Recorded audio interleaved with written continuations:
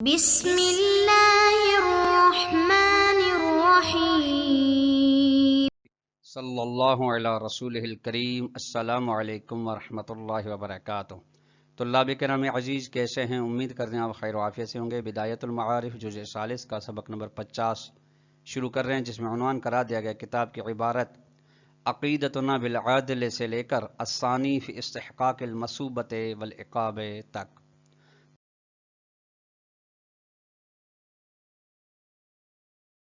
آج کے درس میں جو نکات بیان کیے جائیں گے وہ یہ ہیں۔ نمبر 1، ہمارا عقیدہ عدل الہی کے بارے میں کیا ہے، یعنی شیعہ اثنا عشری نگاہ میں عقیدے کے مطابق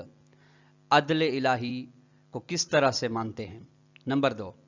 اسباب ظلم میں سے کوئی بھی خدا میں نہیں ہے، لہٰذا جب اسباب ظلم فاقد ہیں تو یقیناً نتیجہ ملتا ہے کہ خدا عادل ہے۔ نمبر 3، عدل کو بعض نے صفات ذات میں سے شمار کیا ہے کہ خدا کی صفات ذاتیہ میں سے ایک عدل ہے، اور بعض نے صفات فعل سے شمار کیا ہے۔ یہ اختلاف علماء شیعہ کے اندر پایا جاتا ہے۔ عبارت کو ملاحظہ فرمائیں۔ متن عبارت مصنف ہے، جس کے ترجمے پر ہم زیادہ تر اکتفا کرتے ہیں، چونکہ اس کی وضاحت پھر شارح محترم کی جانب سے آئے گی۔ عقیدتنا بالعدل، اصول دین میں سے دوسرے نمبر پہ عدل الہی ہے، اس کے بارے میں ہمارا شیعہ اثنا عشری عقیدہ یہ ہے۔ وَنَعْتَقِدُ أَنَّ مِن صِفَاتِهِ تَعَالَى الثُّبُوتِيَّةِ الذَّاتِيَّةِ أَنَّهُ عَادِلٌ غَيْرُ ظَالِمٍ، ہمارا عقیدہ ہے کہ خداوند متعال کی صفات ثبوتی کمالیہ میں سے، یعنی وہ جو خدا کے لیے ثابت ہیں، سلب نہیں ہیں، کمال ہیں، نقص نہیں ہیں، ان صفات میں سے ایک یہ کہ خدا عادل ہے، یعنی ظالم نہیں ہے۔ بس جب ایسے ہے تو فلا یجور فی قضائہ، بس اپنے فیصلے جات میں ظلم نہیں کرتا، ولا یحیف فی حکمہ، اور اپنے حکم میں فیصلے میں کبھی بھی زیادہ روی نہیں کرتا۔ یصیب المطیعین، ثواب دیتا ہے، اجر دیتا ہے جو اس کی اطاعت کرتے ہیں۔ وَلَهُ أَن يُجَازِي الْعَاصِينَ، اور اس کے لیے حق ہے خدا کے لیے کہ سزا دے گناہگاروں کو۔ وَلَا يُكَلِّفُ عِبَادَهُ مَا لَا يُطِيقُونَ، خداوند کبھی بھی ہرگز اپنے بندوں کو ایسی تکلیف شرعی ذمہ داری نہیں دیتا جس کی وہ طاقت نہ رکھتے ہوں۔ وَلَا يُعَاقِبُهُمْ زِيَادَةً عَلَىٰ مَا يَسْتَحِقُّونَ، اور انہیں عقاب نہیں کرتا استحقاق سے زیادہ کا، یعنی جتنا وہ حق رکھتے ہیں اتنا ہی عقاب کرتا ہے، اس سے اضافی نہیں کرتا۔ وَنَعْتَقِدُ أَنَّهُ سُبْحَانَهُ لَا يَتْرُكُ الْحَسَنَ عِنْدَ عَدَمِ الْمُزَاحَمَةِ، کہ یہ بھی عقیدہ خداوند متعال کبھی بھی اچھی چیز، اچھے کام کو ترک نہیں کرتا جب مزاحمت اور ٹکراؤ نہ ہو۔ وَلَا يَفْعَلُ الْقَبِيحَ، کبھی ناشائستہ ناروا کام کو کبھی بھی انجام نہیں دیتا۔ لِأَنَّهُ تَعَالَى قَادِرٌ عَلَىٰ فِعْلِ الْحَسَنِ وَتَرْكِ الْقَبِيحِ، چونکہ خداوند متعال قدرت رکھتا ہے اس بات پر کہ حسن فعل کو انجام دے سکے اور برے کو ترک کر سکے، ما فرض علمہ بحسن الحسن، جبکہ فرض یہ ہے کہ خدا کو علم ہے اچھے کام کی اچھائی کے بارے میں، وقبح القبیح ہے، علم ہے، وغناہ عن ترک الحسن وعن فعل القبیح، اور خدا تو بے نیاز ہے اس بات سے کہ حسن کو ترک کر سکے، اچھے کام کو انجام نہ دے اور فعل قبیح کو انجام دے۔ بس فلل حسن یتضرر بفعلہ حتی یحتاج الی ترکہ، بس حسن اچھا کام کو انجام دینا خدا کو نقصان نہیں رساتا تاکہ خدا محتاج ہو اس کے ترک کرنے کی جانب، یعنی اچھے فعل کے انجام دینے میں خدا کا کوئی ضرر نہیں ہوتا، خدا کی شایان شان کوئی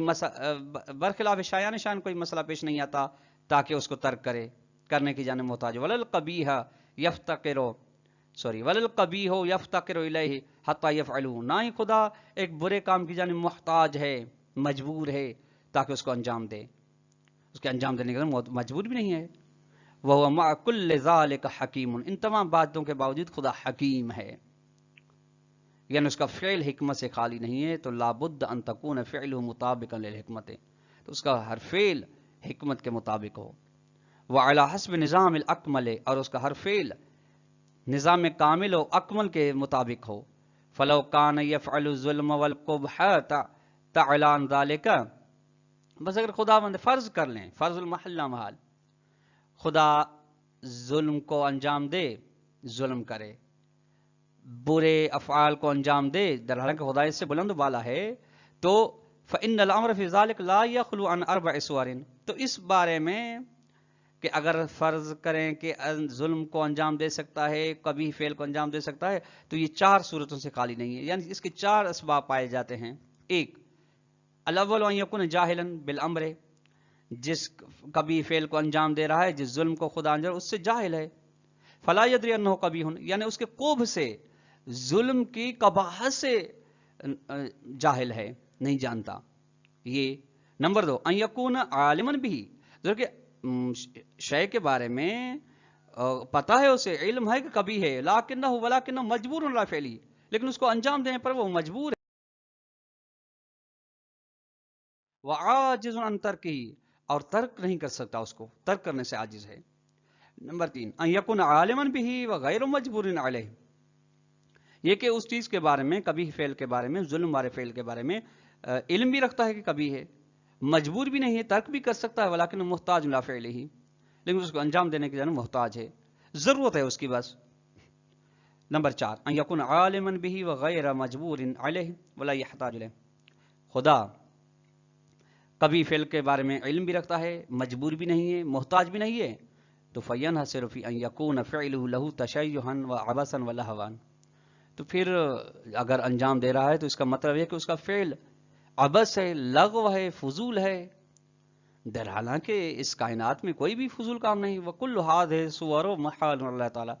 یہ تمام کی تمام 4 صورتیں ہیں، خدا کے بارے میں محال ہیں، وَتَسْتَلْزِمُ النَّقْصَ فِيهِ، اور یہ صورتیں خدا کے بارے میں نقص کا سبب بنتی ہیں، عیب ہیں، وہ محض الکمال، در حالانکہ خدا محض کمال ہے، سرچشمے کمال ہے۔ فیجب، بس ایسے تو ضروری ہے کہ ان نحکم انہ منزہ عن الظلم وفعل ما هو قبیح، ہم حکم لگائیں کہ خدا ظلم سے پاک ہے، اور ہر اس چیز اور ہر اس کام کو انجام دینے سے مبرہ ہے جو کام کبھی ہے۔ یہ یہاں تک متن مصنف تھا۔ طلاب کرام عزیز، ابھی شارح محترم کی جانب سے نکات کی صورت میں اس متن کی وضاحت شروع ہو رہی ہے۔ شارح محترم فرماتے ہیں، یقع الکلام فی مقامات، عدل الہی کے بارے میں گفتگو واقع ہوگی چند مرحلوں میں۔ الاول، پہلا مرحلہ، پہلا مقام، فی ان العدل صفت فعل او صفت ذات، اختلاف ہے اس بات میں کہ عدل الہی صفات فعل الہیہ میں سے ہے یا صفات ذات میں سے ہے، اور صفات فعل و صفات ذات کی گزشتہ دروس میں طلاب کرام عزیز تعریف بیان کر کے آئے ہیں، اس لیے اس کو یہاں پہ تکرار نہیں کر رہے۔ اب شارح محترم فرماتے ہیں، الذی یتراء صفت ذاتہ تعالی، جو چیز عبارت مصنف سے دیکھی گئی، ملاحظہ کی گئی، وہ یہ ہے کہ مصنف عدل کو صفات ذات الہیہ میں سے جانتے ہیں،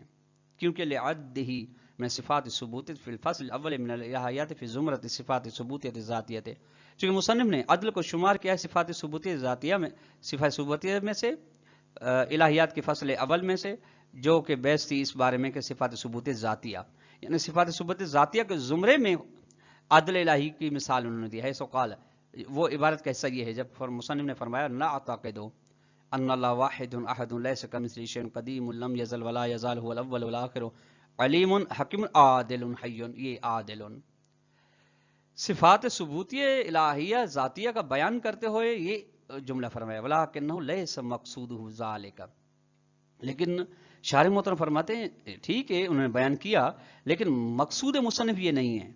کہ صفات ذات میں سے ہے، اذ من المعلوم، چونکہ بدیہی سی بات ہے کہ ان صفات الفعلیت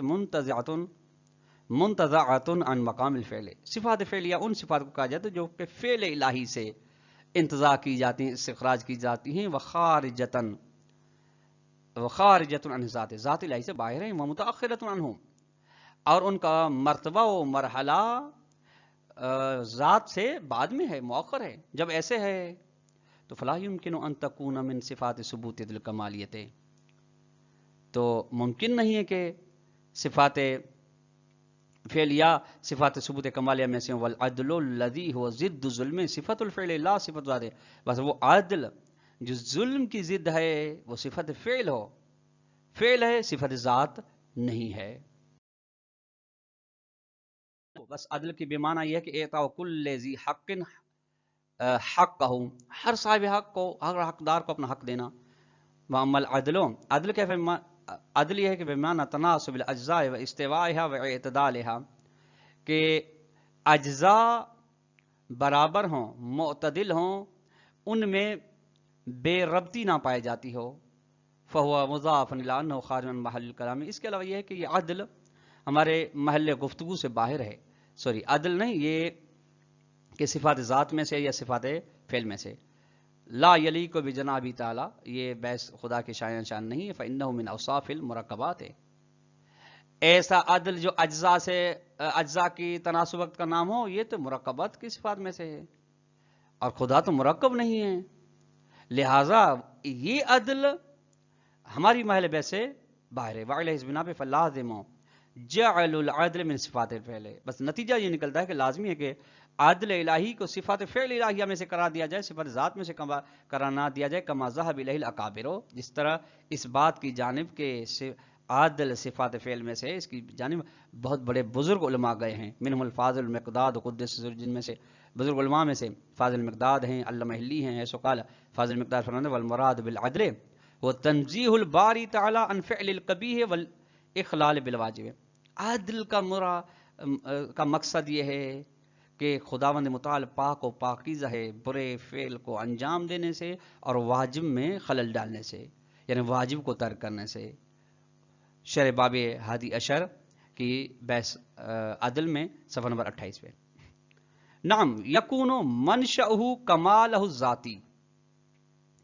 ہاں البتہ یہ فرق پڑتا ہے کہ عدل بس ثابت ہوا کہ صفات فعل میں سے، لیکن منشأ عدل، سرچشم عدل خدا کی جو ہے کمال ذاتی ہونا، یعنی اس کی ذات کا کمال یہ ہے کہ اس سے عدل سرزد ہو، کہ سائر صفات الفعل، جس طرح کہ گزشتہ صفات کی بحث میں ثابت ہو چکا ہے کہ تمام صفات فعل الہیہ کی بازگشت اور منشأ و سرچشمہ کمال ذات ہے، وإلیہ، اور اسی بات کی جانب یعول ما حکی عن المحقق الہی، وہ بات جاتی ہے جس کی حکایت کی گئی ہے محقق لاہیجی سے، وہ یہ کہ من ان المراد من العادل هو اتصاف ذات الواجب تعالی